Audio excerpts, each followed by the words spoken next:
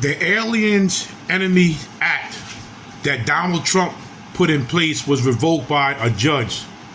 Now these violent criminals that's being deported back to El Salvador and back to Venezuela, they came over here and they caused a lot of problems. Now, this does not have to do with any innocent migrants that want to come here.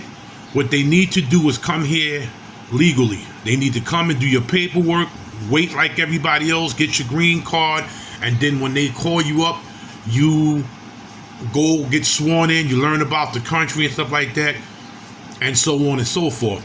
But this Aliens Enemies Act was revoked by the judge. I don't know why, that Donald Trump and them put in place a while back.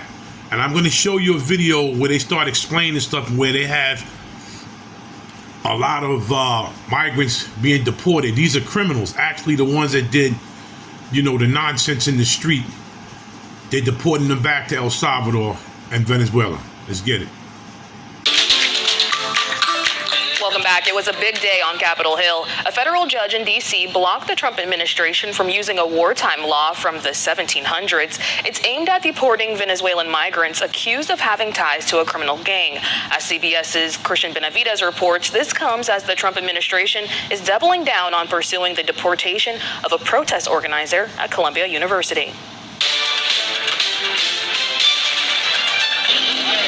The government of El Salvador released images Sunday showing what they say are 261 gang members deported from the U.S., mainly from Venezuela, that will be held in detention by that country. The announcement comes after a federal judge blocked the Trump administration from invoking a 1798 law called the Alien Enemies Act. The law would allow the arrest and deportation without typical due process of Venezuelan migrants who are accused of being members of the South American gang Tren de Aragua. The judge in Washington blocked deportations with a 14-day restraining order. He said planes already in the air carrying deportees should turn around. It's unclear if the Trump administration violated that order.